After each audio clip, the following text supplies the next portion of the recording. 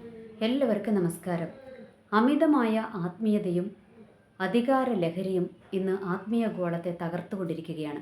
പ്രത്യേകിച്ച് പെന്തക്കൊസ്ത് പോലെയുള്ള പ്രസ്ഥാനങ്ങളെ, അതുപോലെ തന്നെ കത്തോലിക്ക പ്രസ്ഥാനങ്ങളെ എല്ലാം ഇന്ന് തകർത്തുകൊണ്ടിരിക്കുന്നതിൻ്റെ മെയിൻ കാരണം അമിതമായ ആത്മീയതയും അമിതമായ അധികാര ലഹരിയുമാണ് എന്ന് നമ്മൾക്ക് മനസ്സിലാക്കുവാനായിട്ട് കഴിയും. അമിതമായ ആത്മീയത എന്ന് ഞാൻ പറയുവാൻ കാരണം ഒത്തിരി ഭക്തി അല്ലെ, ഓവർ ഭക്തി. നമ്മൾക്ക് ഭക്തി വേണം അല്ലേ. ഭക്തിയെ കഴിഞ്ഞും കൂടുതൽ എന്താണ് വേണ്ടുന്നത്? നമ്മളുടെ ജീവിതം അല്ലേ, ദൈവത്തിൻ്റെ സന്നിധിയിൽ നമ്മളുടെ ജീവിതം എങ്ങനെയുള്ളതായിരിക്കണം? അതാണ് ദൈവം പറഞ്ഞിരിക്കുന്നത്. എന്താ പറഞ്ഞിരിക്കുന്നത്? ബലിയല്ല, കരുണയാണ് ഞാൻ ആഗ്രഹിക്കുന്നത്. നിനക്കാരോടെങ്കിലും വൈരാഗ്യമുണ്ടെങ്കിൽ, അല്ലെങ്കിൽ നിനക്കാരോടെങ്കിലും എന്തെങ്കിലും വിഷയമുണ്ടെങ്കിൽ, നീ ബലിവസ്തു അവിടെ വെച്ചിട്ട് അവനോട് പോയി രമ്യപ്പെട്ടിട്ട് വാ, എന്നിട്ട് നീ ബലി അർപ്പിച്ചാൽ മതി എന്നാണ് ദൈവം പറഞ്ഞിരിക്കുന്നത്. എന്ന് വെച്ചാൽ ദൈവം ഈ ഭക്തിയെ കഴിഞ്ഞും, അതായത് നമ്മൾ കാട്ടിക്കൂട്ടുന്ന ഭക്തിയെ കഴിഞ്ഞും അധികമായ ദൈവം ആഗ്രഹിക്കുന്നത് എന്താണ്? നമ്മളുടെ ജീവിതത്തിൻ്റെ നിർമ്മലതയാണ് എന്ന് നമ്മൾക്ക് മനസ്സിലാക്കുവാനായിട്ട് കഴിയും. എന്നാൽ ഇന്ന് പലപ്പോഴും അങ്ങനെയൊന്നുമല്ല. നമ്മളുടെ ജീവിതത്തെ ക്രമീകരിക്കുന്നതൊക്കെ വളരെ ചുരുക്കമായിട്ടേ ഉള്ളൂ. ബാക്കിയുള്ളത് മുഴുവൻ എന്താണ്? നമ്മളുടെ കാട്ടിക്കൂട്ടലുകളാണ് അല്ലെ. ഭക്തി, ഭയങ്കര ഭക്തി. ഇനി നമ്മൾക്കറിയാം, നോയമ്പെടുക്കുന്നു, ഫാസ്റ്റിംഗ് എടുക്കുന്നു, പ്രാർത്ഥിക്കുന്നു, പള്ളിയിൽ പോകുന്നു, എല്ലാ ദിവസവും കുർബാനയ്ക്ക് പോകുന്നു, കുർബാന സ്വീകരിക്കുന്നു. അങ്ങനെ ഒരു കൂട്ടരും. പിന്നെ പെന്തക്കൊസ്തിലാണെങ്കിൽ എന്താണ്? സകലവിധ ആരാധനകൾക്കും പോകും. Tuesday meeting, Thursday meeting, Friday meeting തുടങ്ങി സൺഡേ മീറ്റിംഗ്, സകലത്തിനും പോകും, എല്ലാത്തിനും പോകും. പക്ഷേ കൂട്ടു സഹോദരന് കയ്യും കൊടുക്കത്തില്ല, കൂട്ടു സഹോദരനോട് മിണ്ടത്തുമില്ല. അതൊക്കെ തന്നെയാണ് ഇന്നത്തെ നമ്മളുടെയൊക്കെ ഒരു ആത്മീയ നിലവാരം എന്ന് പറയുന്നത്. ഞാൻ ഉൾപ്പെടെ എല്ലാവരുടെയും ഒട്ടുമിക്ക ആൾക്കാരുടെയും ആത്മീയ നിലവാരം എന്ന് പറയുന്നത് ഇതാണ്.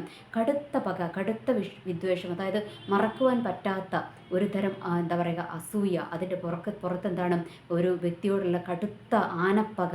ഇതൊക്കെ ഇന്ന് സൂക്ഷിക്കുന്ന ഒരുപാട് പെന്തക്കൊസ്തുകാരെ ഇന്ന്, അല്ലെങ്കിൽ ഒരുപാട് ക്രിസ്ത്യൻ സമുദായത്തിലുള്ളവരെയൊക്കെ നമ്മൾക്കിന്ന് കാണുവാനായിട്ട് കഴിയും. എന്നാൽ ഇതിനൊക്കെ അപ്പുറത്തോട്ടുള്ളവർക്കൊന്നും ഇല്ലേ എന്ന് നിങ്ങൾ ചോദിക്കും. ഉണ്ട്, അവരിലുമുണ്ട്. പക്ഷേ നമ്മളെ എന്താണ് വ്യക്തമായിട്ട് ടീച്ചിങ് ഉണ്ടല്ലേ. നമ്മൾക്ക് ബൈബിളിനകത്തുനിന്ന് പഠിപ്പിക്കുന്നു, നമ്മൾ പോകുന്ന ചർച്ചകളിൽ നിന്ന് പഠിപ്പിക്കുന്നു. ഇതെല്ലാം നമ്മളെ പഠിപ്പിക്കുന്നുണ്ട്. നമ്മൾ ഒത്തിരി പേര് ഉപദേശിക്കുന്നുണ്ട്. ഇതെല്ലാം നമ്മളുടെ കയ്യിൽ ഉണ്ടായിട്ടും നമ്മൾക്ക് എന്താണ്? നമ്മൾക്കൊരു ക്രമീകരണത്തിലേക്ക് വരുവാനായിട്ട് നമ്മൾക്ക് കഴിയുന്നില്ല എന്നുള്ളതൊരു നഗ്നമായ യാഥാർത്ഥ്യമാണ്. എന്ന് നിങ്ങളൊന്ന് ഓർത്ത് നോക്കിക്കുകയും, നമ്മളുടെ എന്തിനേറെ പറയുന്നത്, നമ്മുടെ പെന്തക്കൊസ്ത ഗോളത്തിലോട്ട് വരാം. അവിടെ അങ്ങോട്ട് വന്നു കഴിയുമ്പോൾ എന്താണ്? പാസ്റ്റർമാർ അങ്ങോട്ടും ഇങ്ങോട്ടും അടിയാണ്. ഒരു പാസ്റ്ററിനെ കണ്ടുകൂടാ. ആ ഒരു പാസ്റ്ററിനെ തകർക്കുവാൻ വേണ്ടിയിട്ടുള്ള എന്തെല്ലാം കുടില തന്ത്രങ്ങളാണ് ഓരോരുത്തരും ഒരുക്കിക്കൊണ്ടിരിക്കുന്നത്. അങ്ങനെ ഒരുപാട് കാര്യങ്ങൾ ഇതിനകത്തുണ്ട്. എനിക്കറിയാം, ഒരു ദേവദാസൻ ഒരു സഭ സ്ഥാപിച്ചു. അദ്ദേഹം മരണപ്പെട്ടു പോയി. അതിനുശേഷം അസിസ്റ്റൻ്റ് പാസ്റ്ററായിരിക്കുന്ന ആൾ സീനിയർ പാസ്റ്ററായിട്ട് ചുമതല ഏറ്റെടുത്ത് കഴിഞ്ഞപ്പോഴും ആ മനുഷ്യൻ മരിച്ചു മണ്ണടിഞ്ഞു പോയിട്ടും ആ മനുഷ്യനോടുള്ള പക തീരാതെ കൊണ്ട് നടക്കുന്ന പാസ്റ്ററാണ് ഇപ്പോഴത്തെ പാസ്റ്റർ. അങ്ങനെയുള്ള എത്ര പേരുണ്ടെന്നറിയാം, എത്ര കഥകൾ എനിക്കറിയാമെന്നറിയാം. ഒത്തിരി കഥകൾ എൻ്റെ മുൻപിൽ വരുന്നുണ്ട്. അപ്പോൾ എല്ലാം ഞാൻ പുറത്തോട്ട് വിടാത്തതിൻ്റെ കാരണം, എൻ്റെ മെയിൻ ലക്ഷ്യം എന്ന് പറയുന്നത്, ചാനലിലൂടെയുള്ള ലക്ഷ്യം എന്ന് പറയുന്നത് ക്രിറ്റിസൈസം അല്ല.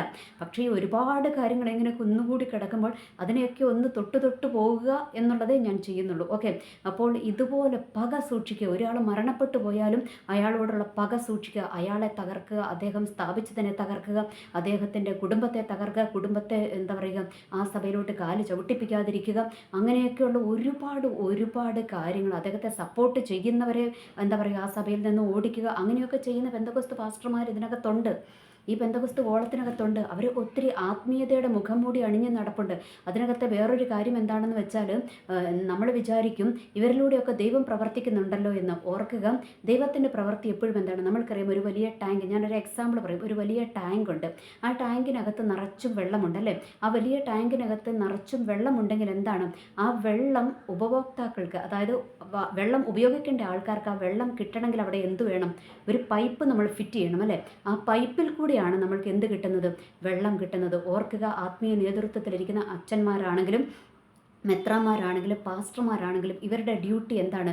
ഇവർ ഈ പൈപ്പാണ്. ഓർക്കുക, അപ്പോൾ ഈ പൈപ്പിൽ കൂടെ ദൈവം ഒരു മീഡിയേറ്ററായിട്ട് മാത്രമേ ഇവരെ എന്ത് ചെയ്യുന്നുള്ളൂ? ഉപയോഗിക്കുന്നുള്ളൂ. അതുകൊണ്ട് ഈ പൈപ്പിൻ്റെ ഗുണനിലവാരം, അത് ഗുണനിലവാരമുള്ള പൈപ്പാണെങ്കിൽ നമ്മൾക്ക് നല്ല വെള്ളം കിട്ടും. പക്ഷേ ഇത് ഗുണനിലവാരമില്ലാത്തതാണെങ്കിൽ എന്ത് ചെയ്യും? ആ പൈപ്പിൻ്റെ മാലിന്യവും കൂടെ എന്ത് ചെയ്യും? ഈ ആൾക്കാരിലേക്ക്, അതായത് നമ്മൾ അടിയിൽ വെച്ചിരിക്കുന്ന ബക്കറ്റിനകത്തോട്ട് ഈ പൈപ്പിൻ്റെ മാലിന്യം കൂടെ അല്ലെങ്കിൽ തുരുമ്പ് കൂടി എന്ത് ചെയ്യും, അതിനകത്തോട്ട് കലരും ആ ഒരു ചൊവയൊക്കെ നമ്മൾക്ക് കിട്ടുവാനായിട്ട് ഇടയാകും. അതുകൊണ്ട് നല്ല പൈപ്പാണെങ്കിൽ നല്ല വെള്ളം തന്നെ, നല്ല ക്ലിയർ ആയിട്ടുള്ള വെള്ളം കിട്ടും. എന്നാൽ നല്ല പൈപ്പല്ല എങ്കിൽ എന്താണ്, അതിൻ്റേതായ ബുദ്ധിമുട്ടുകളുണ്ടാകും. ഓർക്കുക, അതുകൊണ്ട് ഈ മീഡിയേറ്ററായിട്ട് നിൽക്കുന്ന ഈ പൈപ്പായി പ്രവർത്തിക്കുന്നവരിലൂടെ എന്താണ്, അത്ഭുതങ്ങൾ നടക്കും, അടയാളങ്ങൾ പ്രവർത്തിക്കും. അതൊക്കെ സത്യം തന്നെയാണ്. അതിൻ്റെ അർത്ഥം അവരെല്ലാം തികഞ്ഞ വിശുദ്ധരാണെന്നാണോ? അവരുടെ ജീവിതത്തിൽ കളങ്കമില്ല, അവർ തെറ്റ് ചെയ്യാത്തവരെന്നാണോ? അല്ലേ അല്ല. കാരണം ഇവരുടെ ഡ്യൂട്ടി ആ പൈപ്പിൻ്റെ ഡ്യൂട്ടിയാണ്. ഓർക്കുക. ഇനി രണ്ടാമത്തത് ഞാനൊരു ഒറ്റ എക്സാമ്പിൾ പറയാം. എനിക്കറിയാവുന്ന ഒരു IPC സഭയിലെ ഒരു പാസ്റ്ററുണ്ട്. ഇദ്ദേഹം എന്താണ് അദ്ദേഹം അവിടെ അസോസിയേറ്റ് പാസ്റ്ററായിട്ട് വർക്ക് ചെയ്യുകയായിരുന്നു. പാസ്റ്ററായിട്ട് അവിടെ സീനിയർ പാസ്റ്ററായിട്ട് ഉണ്ടായിരുന്നു. അതിനുശേഷം അസോസിയേറ്റ് പാസ്റ്റർ എന്തോ ആയിട്ട് അദ്ദേഹം വർക്ക് ചെയ്യുകയായിരുന്നു. ഓക്കെ.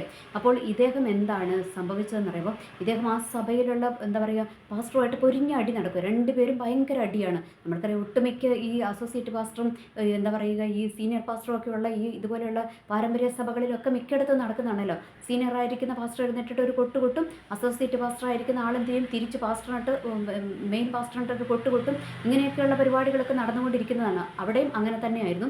അങ്ങനെയുള്ള കാര്യങ്ങളൊക്കെ നടന്നുകൊണ്ടിരിക്കും. ഞാൻ ആ സഭയിലെ മെമ്പറൊന്നുമല്ല. ഇത് ഞാൻ താമസിച്ചിരുന്ന സ്ഥലത്തിൻ്റെ അടുത്തായിരുന്നു. അവിടെ നടന്നൊരു സംഭവമാണ്. ഓക്കെ. അപ്പോൾ നമുക്കെല്ലാവർക്കും ഇങ്ങനെയുള്ള കഥകളൊക്കെ അറിയാമല്ലോ. അതുകൊണ്ട് ഈ പുള്ളിയുടെ കഥകളൊക്കെ അവിടെ നാട്ടുകാർക്കൊക്കെ അറിയായിരുന്നു. അപ്പോൾ ഈ പുള്ളി അങ്ങനെ തന്നെ ഒരു മനുഷ്യനാണ്. പക്ഷേ അവിടെ ഒരു വീട്ടിൽ ഒരു ദിവസം ഒരു സംഭവം ഉണ്ടായി. എന്താണെന്നറിയാമോ? ഒരു വീട്ടിൽ ഒരു മനുഷ്യൻ ഇങ്ങനെ എന്താണ് ഈ അപസ്മാരം പോലെ എന്തോ സംതിങ് വിഷയമുണ്ടായി കഴിഞ്ഞപ്പോഴത്തേക്കും ഇവർ വേഗം ഈ പാസ്റ്റർ അടുത്താണ് താമസിക്കുന്നത്, ആ പുള്ളിനെ വേഗം വിളിച്ച് ആ മനുഷ്യൻ്റെ വീട്ടിൽ കൊണ്ടുപോയി. എന്നിട്ട് ഈ പുള്ളി പ്രാർത്ഥിച്ച് ആ മനുഷ്യൻ അവിടെ നിന്ന് സൗഖ്യം വരുവാനായിട്ട് ഇടയായി തീർന്നു. എന്നിട്ട് സൗഖ്യമൊക്കെ വന്നു. പിന്നെയും പുള്ളിയുടെ അതായത് ഈ പാസ്റ്ററിൻ്റെ സ്വഭാവത്തിന് മാറ്റമൊന്നുമില്ല. പുള്ളി അങ്ങനെ തന്നെ അത് ചെയ്തുകൊണ്ടേയിരിക്കുന്നു.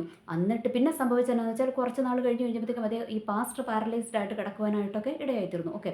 അതെല്ലാം അവിടെ നിൽക്കട്ടെ. അപ്പോൾ ഞാൻ പറഞ്ഞു വന്നത്, ദൈവം ഒരു പാസ്റ്ററെ എടുത്ത് ഉപയോഗിക്കുന്നു അല്ലെങ്കിൽ ഒരു അച്ഛനെ എടുത്ത് ഉപയോഗിക്കുന്നു എന്നതിൻ്റെ അർത്ഥം അവർ ക്ലിയർ ആണ് എന്നുള്ള സർട്ടിഫിക്കറ്റ് അല്ല. കാരണം എന്താണ്, ദൈവം ഒരു മീഡിയേറ്ററായിട്ട് മാത്രമാണ് അവരെ ഉപയോഗിക്കുന്നത്. അത് ദൈവം ആരോടുള്ള കരുണയും, ഒന്ന് ദൈവത്തിൻ്റെ മഹത്വം വെളിപ്പെടുത്തുവാൻ, രണ്ടാമത് ആ വ്യക്തികളോട് അല്ലേ.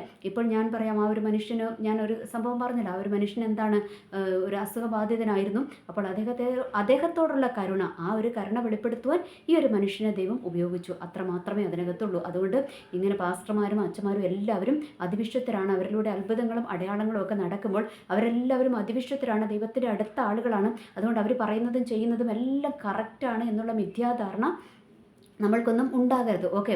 അപ്പോൾ ഇന്ന് പലപ്പോഴും അങ്ങനെ തന്നെയാണല്ലേ. നമ്മളിങ്ങനെയുള്ളതൊക്കെ കണ്ടു കഴിയുമ്പോഴത്തേക്കും പിന്നെ നമ്മളുടെ ജീവിതത്തിലോട്ട് എടുത്ത് നോക്കിക്കും. നമ്മളൊരു പാസ്റ്ററിനെ വിളിച്ചു, ഒരു പ്രവാചകനെ വിളിച്ച് പ്രാർത്ഥിപ്പിച്ചു. ആ പുള്ളി ഒരു പ്രവചനം നമ്മളോട് പറഞ്ഞത് നമ്മളുടെ ജീവിതത്തിൽ നിറവേറി കഴിഞ്ഞാൽ പിന്നെ നമ്മൾക്ക് ആ പാസ്റ്റർ ആരാണ്, പ്രവാചകൻ ആരാണ്, അറിയപ്പെടുന്ന പ്രവാചകൻ അല്ലേ, കറക്റ്റ് ആലോചന പറയുന്ന പ്രവാചകൻ. പിന്നെ നമ്മളുടെ ജീവിതത്തിൻ്റെ എന്ത് വിഷയങ്ങളുണ്ടെങ്കിലും ക്രിട്ടിക്കായിട്ടുള്ള എന്ത് വിഷയങ്ങളുണ്ടെങ്കിലും നമ്മളെന്ത് ചെയ്യും, നേരെ ഈ പുള്ളിനെ വിളിക്കും അല്ലേ. ഈ പുള്ളിനെ വിളിച്ചിട്ട് നമ്മൾ ആലോചന ചോദിക്കും. അപ്പോൾ ഇതുപോലെ തന്നെയാണ് ഇന്ന് പെന്തക്കോസ്ത് ഗോളത്തിലാണെങ്കിലും ക്രിസ്ത്യൻ സമൂഹത്തിൻ്റെ ഇടയിലാണെങ്കിലും ഒരു വല്ലാത്ത അമിതമായ അന്ധമായ ഭക്തിയും അന്ധമായ എന്താ പറയുക ആരാധനയും എന്ന് വെച്ചാൽ വ്യക്തികളിലോടുള്ള ആരാധനയും മൂത്ത് ഒരു വിധത്തിൽ ഇന്ന് എന്താണ് പെന്തക്കോസ്തും അതുപോലെയുള്ള ക്രിസ്ത്യൻ സമുദായങ്ങൾ ഇന്ന് തകർന്നുകൊണ്ടിരിക്കുകയാണ് എന്ന് നമ്മൾക്ക് കാണുവാനായിട്ട് കഴിയും അല്ലേ. കാരണം ഇന്ന് പണ്ടുള്ള നാളുകളിലൊക്കെ നടന്ന ഒരു അത്ഭുതങ്ങളും അടയാളങ്ങളും ഒന്നും ഇന്നില്ല അല്ലേ.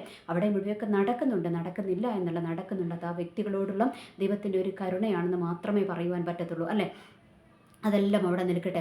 അപ്പോൾ ഞാൻ പറഞ്ഞു വന്നത് എന്താണ്, അമിത ഭക്തി. ഈ അമിത ഭക്തിനെ കഴിഞ്ഞും അപ്പുറമായിട്ട് നമ്മൾ എന്ത് വേണം, കുറേ ഭക്തി ആണെന്ന് കാണിക്കാൻ വേണ്ടി കുറേ കാര്യങ്ങൾ ചെയ്തതുകൊണ്ട് എല്ലാ മീറ്റിങ്ങുകളൊക്കെ നമ്മൾക്ക് സമയമുണ്ടെങ്കിൽ എല്ലാ മീറ്റിങ്ങുകളും അറ്റൻഡ് ചെയ്യണം. ഇനി അല്ലാത്തവർക്ക് കുഴപ്പമില്ല, അവർക്ക് അവരുടെ കാര്യങ്ങൾ നോക്കാനുണ്ടല്ലോ. ഓക്കെ. അപ്പോൾ ഞാൻ പറഞ്ഞു വരുന്നത് എന്താണ്, നമ്മളുടെ ജീവിതത്തിൽ ഒരു കറക്ഷൻസ് ഇല്ലാതെ നമ്മളെല്ലാ മീറ്റിങ്ങുകൾക്ക് പോയിട്ടൊന്നും ഒരു കാര്യമില്ല. അതാ ഞാൻ പറഞ്ഞത് അമിത ഭക്തി എന്ന് വെച്ചാൽ എന്താണ്, നമ്മളുടെ ജീവിതത്തിലെ ക്രമീകരണങ്ങൾ വരുത്താതെ എല്ലാ കാര്യത്തിലും ഭക്തി. നമ്മൾക്കറിയാം ഈ ലോകത്തിൽ നമ്മൾക്ക് അസുഖം വരും. അസുഖം വന്നു കഴിയുമ്പോൾ എന്താണ്, നമ്മൾ ചികിത്സിപ്പിക്കേണ്ടതുണ്ട്. ചിലതൊക്കെ ദൈവം നമ്മൾ പ്രാർത്ഥിച്ചാൽ മാറ്റും. പക്ഷേ അത് നമ്മളും ദൈവവുമായിട്ടുള്ള ബന്ധം പോലെ ഇരിക്കും. രണ്ടാമത് ദൈവത്തിന് അതിനകത്ത് പദ്ധതി ഉണ്ടെങ്കിൽ മാത്രമേ രോഗസൗഖ്യങ്ങൾ നടക്കത്തുള്ളൂ, അല്ലെങ്കിൽ അതുപോലെയുള്ള സംഭവങ്ങൾ നടക്കത്തുള്ളൂ, അത്ഭുതങ്ങൾ നടക്കത്തുള്ളൂ. ഇല്ല എങ്കിൽ നമ്മൾ എന്ത് ചെയ്യണം, മാനുഷികമായ രീതിയിൽ തന്നെ നമ്മൾ പോകേണ്ടതുണ്ട്. കാരണം അത് ദൈവം നമ്മൾക്ക് തന്ന ബുദ്ധിയാണല്ലേ. അപ്പോൾ എന്ത് ചെയ്യണം, നമ്മൾ രോഗം വന്നാൽ ഹോസ്പിറ്റലിൽ പോകേണ്ടത് നമ്മൾ എന്ത് ചെയ്യണം, നമ്മൾ ഹോസ്പിറ്റലിൽ പോകണം. ഓക്കെ. ഈ കാര്യങ്ങളൊക്കെ നമ്മൾ ചെയ്യേണ്ട കാര്യങ്ങളൊക്കെ തന്നെയാണ് എന്നുള്ളൊരു യാഥാർത്ഥ്യം നമ്മൾ തിരിച്ചറിയുക. ഇനി അടുത്തത് എന്താണ്? അടുത്തത് ഈ അധികാരം, അല്ലേ? അധികാരക്കൊതി. അധികാരക്കൊതി എന്ന് പറയുന്നത് അധികാര ലഹരി എന്ന് പറയുന്നത് ഒരു ഭയങ്കര സംഭവമാണ്. എന്താണെന്നറിയാവോ? നമ്മൾക്കറിയാം, നമ്മുടെ രാഷ്ട്രീയക്കാരെ എടുത്തു നോക്കിക്കും. ഈ രാഷ്ട്രീയക്കാരിൽ അധികാരം ലഭിച്ചവർ അത് നിലനിർത്തുവാൻ വേണ്ടിയിട്ട് പെടാപ്പാട് പെടും. എന്തിനാണ്? ഒരു കണക്കിന് അത് ടെൻഷൻ ലൈഫാണ്. പക്ഷേ ഇവരെന്തിനാണ് ഇത്ര പെടാപ്പാട് പെടുന്നത്? അധികാരം നിലനിർത്തുവാൻ വേണ്ടിയിട്ട്. അവർക്ക് കിട്ടുന്ന ആ ഒരു പ്രിവിലേജ്, അല്ലേ? അവർക്ക് കിട്ടുന്ന ആ ഒരു ഭയങ്കരമായ പ്രിവിലേജ്, പിന്നെ അവർക്ക് കിട്ടുന്ന ഒരു ബഹുമാനം, അവർക്ക് കിട്ടുന്ന പ്രൊട്ടക്ഷനുകൾ, പിന്നെ അവർക്ക് കിട്ടുന്ന ആനുകൂല്യങ്ങൾ, മറ്റുള്ളവർ അവരുടെ മുമ്പിൽ ഓച്ചാനിച്ച് നിൽക്കുന്നത്, എല്ലാവരെയും ഭരിക്കുവാനുള്ള അവരുടെ ആ ഒരു പവർ, ഇതൊക്കെ കൊണ്ട് അവരെ അധികാരം മത്ത് പിടിപ്പിച്ചിരിക്കുകയാണ്. അതിനെയാണ് എന്ത് പറയുന്നത്? ഈ അധികാര ലഹരി. അതൊരു തരം ലഹരിയാണ്. ഈ അധികാരം എന്ന് പറയുന്നത് ഒരു തരം ലഹരിയാണ്. ഞാൻ എൻ്റെ ഒരു അങ്കിളുണ്ട്. ആ അങ്കിളുമായിട്ട് ഇങ്ങനെ സംസാരിച്ചു കൊണ്ടിരുന്നപ്പോൾ അദ്ദേഹമാണ് എന്നോട് ഈ ഒരു വാക്ക് പറഞ്ഞത്, അധികാര ലഹരി എന്നുള്ളൊരു വാക്ക്. അപ്പോൾ ഞാൻ പെട്ടെന്ന് അത് ക്യാച്ച് ചെയ്തു. അപ്പോൾ ഞാൻ അങ്കിളിനോട് പറയുകയും ചെയ്തു, എൻ്റെ വീഡിയോയ്ക്ക് ഒരു ടോപ്പിക്കായി എന്ന് പറയുകയും ചെയ്തു. ഓക്കെ. അപ്പോൾ അത് മാത്രമല്ല, ഞാൻ അതിനെക്കുറിച്ച് ഓവറായിട്ട് ഇങ്ങനെ സ്റ്റഡി ചെയ്യുകയും ചെയ്തു. എന്താണ് ഈ അധികാര ലഹരി? ഓർക്കുക, ഇതാണ് ലോകക്കാരിൽ നടക്കുന്നത്. ഇത് നമ്മളുടെ എങ്ങോട്ട് കടന്നിട്ടുണ്ട്? നമ്മുടെ പെന്തക്കൊസ്തിലോട്ട്, നമ്മളുടെ ക്രിസ്ത്യൻ സമുദായത്തിൻ്റെ ഇടയ്ക്കോട്ടൊക്കെ ഇത് കടന്നു വന്നിട്ടുണ്ട്. പ്രത്യേകിച്ച് പെന്തക്കൊസ്തിൻ്റെ ഇടയിലോട്ടാണ് ഈ അധികാര ലഹരി കടന്നു വന്നിരിക്കുന്നത്. അത് നമ്മൾക്ക് കാണുവാനായിട്ട് കഴിയുമല്ലേ? അധികാരം കിട്ടി കഴിയുമ്പോഴത്തേക്കും ഇവരുടെ ആൾ മാറും, ഇവരുടെ സ്വഭാവം മാറും, ഇവരുടെ രീതികൾ മാറും, ഇവർ വന്ന വഴികൾ മറക്കും. പിന്നെ ഇവർ അധികാരം നിലനിർത്തുവാൻ വേണ്ടിയിട്ട് എടുക്കുവാൻ, പ്രശസ്തി ഉണ്ടാക്കുവാനൊക്കെ വേണ്ടിയിട്ട് ഇവരങ്ങ് കളിച്ചുകൊണ്ടിരിക്കുന്ന കളികളാണ് പിന്നെ നമ്മൾക്ക് കാണുവാനായിട്ട് കഴിയുന്നത്. അതുകൊണ്ടല്ലേ നമ്മുടെ പാരമ്പര്യ സഭകളിലൊക്കെ നടക്കുന്ന ഇലക്ഷനുകളല്ലേ, അതിന് വേണ്ടിയിട്ട് ഇവർ ഫ്ലെക്സ് അടിക്കുന്നു. ചിലപ്പോൾ ഞാൻ വഴിയെ കൂടെ പോകുമ്പോൾ കണ്ടിട്ടുണ്ട് ചില പാസ്റ്റർമാരുടെയൊക്കെ പോസ്റ്റർ വെച്ചിട്ട് ഇന്ന ആൾക്ക് വോട്ട് ചെയ്യണം എന്ന് പറഞ്ഞു. അപ്പോൾ ഞാൻ വിചാരിക്കും, ഈ പുള്ളിയൊക്കെ ആരപ്പാന്ന് ഞാൻ വരെ വിചാരിച്ചിട്ടുണ്ട്. പക്ഷേ അപ്പോൾ ഈ ലോകത്തിലുള്ള മനുഷ്യന്മാർക്ക്, അവർക്ക് പകുതി പേർക്കും ഇതാരാന്നൊന്നും അറിയത്തില്ല. പക്ഷേ ഇവരെന്തിനാണ് ഇത് വെച്ചിരിക്കുന്നത്? അത്രയും അധികാരമാണ്. ഈ പുള്ളിയുടെ അണികളായിരിക്കും കൊണ്ടുവന്ന് വെച്ചിരിക്കുന്നത്. അപ്പോൾ ഈ അണികൾക്ക് എന്തിനാണ്? ഞങ്ങളുടെ നേതാവ് അധികാരത്തിൽ കയറി കഴിഞ്ഞാൽ ആ ഒരു കാര്യത്തിൽ ഞങ്ങൾക്കും കിടന്നുകൊണ്ട് കളിക്കാം, ഞങ്ങൾക്ക് ഇഷ്ടമുള്ള സഭ കിട്ടും, അങ്ങനെയൊക്കെയുള്ള കാര്യങ്ങളൊക്കെ ഇവർക്കുണ്ട്. അതുകൊണ്ട് ഇവർ ഇതൊരു ലഹരിയായിട്ടങ്ങ് കൊണ്ട് നടക്കുകയാണ്. ഈ അധികാര ലഹരി എന്താണെന്നും ഇന്ന് പെന്തക്കോസ്ത് സമൂഹത്തെ അല്ലെങ്കിൽ ക്രിസ്ത്യൻ സമൂഹത്തെ മുഴുവൻ നശിപ്പിച്ചുകൊണ്ടിരിക്കുകയാണ്. ഇവരുടെ ആത്മീയം പോകും. പിന്നെ സഭയുടെ പക്കത്തിൽ കയറി നിന്നുകൊണ്ട് പുൾപ്പിറ്റ് കണ്ടു കഴിയുമ്പോൾ ഇവർ വല്ലാത്ത ആത്മീയരാകും. ഈ കഴിഞ്ഞ ദിവസം ഏതാണ്ട് ഞാൻ സോഷ്യൽ മീഡിയയിൽ കണ്ടത്, നിലമ്പൂർ വെച്ചിട്ട് ഏതോ ഒരു പാർട്ടിക്ക് വേണ്ടിയിട്ട് പാർട്ടിയുടെ ഒരു കാൻഡിഡേറ്റ് വന്നിട്ട് ഇവരോട് വോട്ട് ചോദിക്കും, ഒരു പെന്തക്കോസ്ത് മാസയോഗത്തിനകത്ത്. അപ്പോൾ അതിനകത്ത് വന്നിരിക്കുന്ന പുള്ളി എന്ന് പറയുന്നത് ഒരു പക്ക ഗുണ്ട എന്ന് വെച്ചാൽ ഒരു ഗുണ്ടയും അപ്പനും മകനും ഒരു ഗുണ്ട. നമ്മൾക്കറിയാലോ, പെന്തക്കോസ്തിൽ അറിയപ്പെടുന്ന ഒരു അപ്പനും മകനും ഗുണ്ടയായിട്ടുണ്ട്. അപ്പോൾ ഇവരാണ് അവിടെ വന്നിരിക്കുന്നത്. വന്നിട്ട് ഇവർക്ക് അങ്ങ് ആത്മീയത്തിൽ പ്രസംഗിക്കുന്നു. അത് കൂടാതെ അന്യഭാഷ അങ്ങ് പറയുന്നു. അന്യായ ഭാഷ പുള്ളിയുടെ നമ്മൾ കേട്ടതാ. ഇതിനകത്ത് നമ്മൾ സോഷ്യൽ മീഡിയകളിൽ കൂടെ കേട്ടതാ. ഈ പുള്ളിയാണ് അന്യഭാഷ പറഞ്ഞു കയറുന്നത്. അപ്പോൾ ഓർക്കുക, ഈ പുൾപ്പിറ്റിൽ കയറി കഴിഞ്ഞ് കഴിയുമ്പോഴത്തേക്കും ഇവന്മാർക്കൊക്കെ വല്ലാത്ത, എവിടുന്നാന്ന് അറിഞ്ഞുകൂടാ, വല്ലാത്ത ആത്മീയമാണ്. അപ്പം ഈ കഥയൊന്നും അറിയാൻ മേലാത്ത ആൾക്കാർ വിചാരിക്കും, ഇത് ഭയങ്കരമാണ്. പിന്നെ അതിനകത്ത് വേറൊരു കാര്യമുണ്ട് കേട്ടോ, ഇവർ അവിടെ കിടന്നുകൊണ്ട് ഇവർ ആത്മീയം തകർത്താലും നമ്മളതിനകത്തുനിന്ന് ഏറ്റെടുത്ത് കഴിയുമ്പോഴെന്താണ്, അത് നമ്മൾക്ക് വിടുതലാകും. അത് വേറൊരു സത്യമാണ് കേട്ടോ. അത് ദൈവത്തിൻ്റെ വിശ്വസ്തതയാണ്, നമ്മളോടുള്ള വിശ്വസ്തതയാണ്, ഇവന്മാരോടുള്ള വിശ്വസ്തതയല്ല, നമ്മളോടുള്ള വിശ്വസ്തതയാണ് എന്നുള്ളൊരു യാഥാർത്ഥ്യം കൂടെ നമ്മൾ തിരിച്ചറിയുക. ഓക്കെ. അപ്പോൾ ഏതവൻ കയറി നിന്നോട് ദൂത് പറഞ്ഞാലും നമ്മൾക്കുള്ളതാണെന്ന് തോന്നിക്കഴിഞ്ഞാൽ അങ്ങ് ഏറ്റെടുത്തോണം, പ്രാർത്ഥിച്ചോണം. പിന്നെ ഇവരുമായിട്ടല്ല നമ്മൾക്ക് ബന്ധം, നമ്മൾക്ക് പിന്നെ ആരുമായിട്ടാണ്? ദൈവവുമായിട്ടാണ് ബന്ധം. അത് ഞാനൊന്ന് പറഞ്ഞതേ ഉള്ളൂ. ഓക്കെ. അപ്പോൾ ഓർക്കുക, ഈ പുൾപ്പിറ്റിൽ കയറി കഴിഞ്ഞ് കഴിയുമ്പോഴത്തേക്കും ഇവർക്കില്ലാത്ത ആത്മീയവുമില്ല. ഇനി അതിൻ്റെ പുറത്തോട്ട് ഇറങ്ങി കഴിഞ്ഞ് കഴിയുമ്പോഴത്തേക്കും ഇവർ പക്ക രാഷ്ട്രീയക്കാരാണ്, രാഷ്ട്രീയക്കാരും. അതായത് ഈ രാഷ്ട്രീയ ലഹരി. ഓർക്കുക അല്ലേ, വലിയ പാസ്റ്റർമാരും പ്രസിഡൻ്റായിട്ടുള്ള പാസ്റ്റർമാർ ഈ നമ്മുടെ ഇവിടെയും കണ്ടു. നമ്മുടെ ബാംഗ്ലൂർ AG ചർച്ചിൽ അവിടെ ഒരു പാസ്റ്റർ, ഒരു തമിഴായിട്ടുള്ള ഒരു പാസ്റ്റർ, പുള്ളിയും അവിടെ ഏതാണ്ട് AGയുടെ ഇലക്ഷൻ നടക്കാൻ നേരത്ത് അവിടെ ഏതാണ്ട് ഭയങ്കര പ്രശ്നങ്ങൾ ഈ പുള്ളിയുടെ നേതൃത്വത്തിൽ അവിടെ ഉണ്ടായത്. പിന്നെ ആ പുള്ളിക്ക് വേറൊരു ചരിത്രം കൂടിയുണ്ട്. പുള്ളിയുടെ ഭാര്യയാണ് കീഴെ ഉണ്ടായിരുന്ന അസോസിയേറ്റ് പാസ്റ്റർ കൂടത്തിൽ ഒളിച്ചോടി പോയത്. ഇനി അതുകൂടാതെ പുള്ളിയാണ് നമ്മുടെ ഒരു പോസ്കോ കേസിൽ അറസ്റ്റ് അറസ്റ്റിലായ ഒരു തമിഴ് പാസ്റ്ററിൻ്റെ ജാമ്യത്തിന് വേണ്ടിയിട്ട് കോടതിയിൽ വക്കീലിനെ വെച്ച് വാദിക്കുവാനായിട്ട് പോയതും ഈ പുള്ളി തന്നെയാണ്. അപ്പോൾ ഇവരുടെയൊക്കെ ആത്മീയ നിലവാരം നമ്മൾക്ക് മനസ്സിലാക്കാവുന്നതേ ഉള്ളൂ. അതെല്ലാം അവിടെ നിൽക്കട്ടെ. അപ്പോൾ ഞാൻ പറഞ്ഞു വന്നത്, ആ പുള്ളിക്ക് വലിയ സഭയൊക്കെ ഉള്ളതാണ്. എന്നിട്ടും പുള്ളിക്ക് എന്താണ് അതിൻ്റെ മൊത്തത്തോടെയുള്ള ആ ഏജിയുടെ മൊത്തത്തോടെയുള്ളതിൻ്റെ തലപ്പത്ത് കയറണം. അതാണ് പുള്ളിയുടെ അടുത്ത ആഗ്രഹം. അവർക്ക് വലിയൊരു സഭയുണ്ട്, അതിനകത്ത് സീനിയർ പാസ്റ്ററാണ്, എന്നിട്ടും അതിൻ്റെ പൊക്കത്തിലുള്ളതിനകത്തോട്ട് കയറണം. അപ്പോൾ ഇത് എന്തുകൊണ്ടാണ് ഈ അധികാരത്തിലിരിക്കുന്നവർക്ക് അതിൻ്റെ പൊക്കത്തിൽ കയറണം എന്നുള്ളൊരു ആഗ്രഹം വരുവാനുള്ള കാരണം എന്താണ്? അതാ ഞാൻ പറഞ്ഞത്, ഈ അധികാരം എന്ന് പറയുന്നത് ഒരു ലഹരിയാണ്. അത് എന്താണ്? സഭയെ തകർക്കും, വ്യക്തികളെ തകർക്കും, ഇവരെ തന്നെ തകർക്കും എന്നുള്ളൊരു യാഥാർത്ഥ്യം നമ്മൾ തിരിച്ചറിയുക. ഓക്കെ, ഇനി അതിനും പിന്നെ ഇവർക്ക് കിട്ടുന്ന ഒരു ബഹുമാനം അല്ലേ, നമ്മളാണെങ്കിൽ അങ്ങനെയല്ലേ, സെൻട്രൽ പാസ്റ്ററാണ്, അവരാണ് ഇവരാണെന്നൊക്കെ പറഞ്ഞു കഴിയുമ്പോഴത്തേക്ക് നമുക്കൊരു ബഹുമാനം ഇച്ചിരി അങ്ങ് കൂടുതലല്ലേ. നമ്മുടെ സഭയിലോട്ട് ആ സെൻട്രൽ പാസ്റ്റർ എന്ന് വരുന്നുണ്ട് പ്രസംഗിക്കാൻ, അല്ലെങ്കിൽ ഓവർസിയർ വരുന്നുണ്ട് എന്ന് പറഞ്ഞു കഴിയുമ്പോഴത്തേക്കും എന്താണ് ഒരു അല്ലേ, പുള്ളി ആ ഒരു ഗമയോടെ തന്നെ ആയിരിക്കും അവിടെ കയറി നിന്ന് പ്രസംഗിക്കുന്നതും അല്ലേ. അപ്പോൾ നമുക്കൊരു ബഹുമാനം കൂടുതലും ഉണ്ടാകും. അപ്പോൾ ഇതൊക്കെ എന്താണ്, ഇവരെ അങ്ങ് മത്ത് പിടിപ്പിച്ചിരിക്കുകയാണ് അല്ലേ. കാരണം നമ്മൾ ഇന്ന് പറയും, ഇപ്പം ഞാൻ ആ അങ്കിളിനോട് സംസാരിച്ചപ്പോൾ ഞാൻ പുള്ളിയോട് പറഞ്ഞു, അങ്കിളെ ഇപ്പോൾ എല്ലാവരും അങ്ങനെയൊന്നും അല്ലല്ലോ, ഇപ്പം നമ്മൾക്ക് അങ്ങനെയൊക്കെ ആകാൻ പറ്റുമോ എന്നൊക്കെ ഇങ്ങനെ ഞാൻ സംസാരിച്ചു. അന്നേരം അങ്കിൾ എന്നോട് ഒരു ക്വസ്റ്റ്യൻ ചോദിച്ചു. അങ്കിൾ എന്താ പറഞ്ഞതെന്നറിയാമോ? അങ്കിൾ എന്നോട് പറഞ്ഞു, എൻ്റെ മോളെ, നമ്മളുടെ കയ്യിൽ അധികാരം കിട്ടുന്നിടം വരെ നമ്മൾ ഭയങ്കര വർത്തമാനങ്ങളൊക്കെ പറയും. പക്ഷേ ഈ അധികാരം നമ്മളുടെ കയ്യിൽ കിട്ടിക്കഴിഞ്ഞ് കഴിയുമ്പോഴായിരിക്കും ചിലപ്പോൾ നമ്മളുടെ മട്ട് മാറുന്നത്. എല്ലാവരുടെയും മാറണമെന്നില്ല, എന്നാൽ ഒരു 99% എന്താണ് മട്ട് മാറുമെന്ന് ഇദ്ദേഹം എന്നോട് പറഞ്ഞു. സത്യമാണ്, ഞാനും അത് ആലോചിച്ചു. കാരണം നമുക്ക് 100 വിഷയങ്ങളൊക്കെ നമ്മളുടെ മുൻപിലുണ്ടല്ലേ. അപ്പോൾ 100 വിഷയങ്ങളുള്ളപ്പോൾ നമ്മൾ ചിലപ്പോൾ ആ ഒരു അധികാരഭ്രമം നമ്മളുടെ തലയിലോട്ടും വന്ന് കയറാൻ ചാൻസ് ഇല്ലായികയില്ല. അതുകൊണ്ടാണ് ദൈവം പറഞ്ഞിരിക്കുന്നത് എന്താണ്, നിൽക്കുന്നവൻ വീഴാതിരിക്കാൻ സൂക്ഷിക്കട്ടെ എന്ന് ദൈവത്തിൻ്റെ വചനം മുന്നറിയിപ്പ് തന്നിരിക്കുന്നതല്ലേ. അതുകൊണ്ട് ദൈവത്തിന് അറിയാം ഈ അധികാരം ഒരു ലഹരിയാണ്. ആ ലഹരിക്കകത്തോട്ട് വീണ് കഴിഞ്ഞാൽ, നമ്മൾക്കറിയാം ഇന്നത്തെ നമ്മുടെ എന്താ പറയുക ഭൗതികമായിട്ടുള്ള ലഹരി വസ്തുക്കളല്ലേ, അതിനകത്തോട്ട് വീണ് കഴിഞ്ഞാൽ എന്താണ്, ആ ലഹരിയിൽ നിന്ന് അവർക്ക് മുക്തി നേടുവാനായിട്ട് അവർക്ക് കഴിയത്തില്ല എന്ന് പറയുന്നത് പോലെ തന്നെയാണ് ഈ അധികാരത്തിലിരുന്ന വ്യക്തികൾക്ക്. അത് എത്ര പ്രായമായാലും അതിനകത്ത് കടിച്ചു തൂങ്ങിക്കിടക്കും. എന്തിനാണ്? അതൊരു ലഹരിയാണ്, അവരെ കാർന്ന് തിന്നുന്ന ഒരു ലഹരിയാണ്. അത് അവരെയും കൊണ്ടേ പോകത്തുള്ളൂ എന്നുള്ളൊരു യാഥാർത്ഥ്യം കൂടെ നമ്മൾ തിരിച്ചറിയുക. അതുകൊണ്ട് ഈ ദിവസങ്ങളിലൊക്കെ നമ്മൾ എന്താ പ്രാർത്ഥിക്കേണ്ടത്? നമ്മൾ പ്രാർത്ഥിക്കേണ്ടത്, ദൈവമേ, അത് ഏത് വിഷയത്തിലുമാകാം അല്ലേ. ചെറിയ ഞാൻ ഓർക്കാറുണ്ട്, ഓരോ സഭകളുടെയൊക്കെ കാര്യങ്ങളൊക്കെ ഇങ്ങനെ കേൾക്കുമ്പോൾ ഓർക്കും, എന്തിനാ വർഷിപ്പിനകത്ത് കയറാൻ വേണ്ടിയിട്ട് വേണ്ടപ്പോൾ അവിടെ ട്രാക്റ്റ് കൊടുക്കാൻ എന്താ പറയുക, ഈ വലിയ സഭകളിലൊക്കെ ഇങ്ങനെ എന്താ പറയുക ഫ്രണ്ടിൽ ഇങ്ങനെ എന്താ പറയുക അവരെ സ്വീകരിക്കാനൊക്കെ ആൾക്കാർ നിൽക്കും. നമ്മുടെ ബാംഗ്ലൂർ ബദേലേജിയുടെ ഒക്കെ അവിടെയൊക്കെ ഞാൻ കണ്ടിട്ടുണ്ട്, ഇങ്ങനെ ആൾക്കാർ നിൽക്കുന്നത് കണ്ടിട്ടുണ്ട്. നമ്മൾ ഓൺലൈനിലൂടെ കാണാമല്ലോ, ഇങ്ങനെ ചെല്ലുന്ന എന്താ പറയുക അവരെ ഇങ്ങനെ എൻട്രൻസിൽ ഇങ്ങനെ സ്വീകരിക്കാൻ ആൾ നിൽക്കും.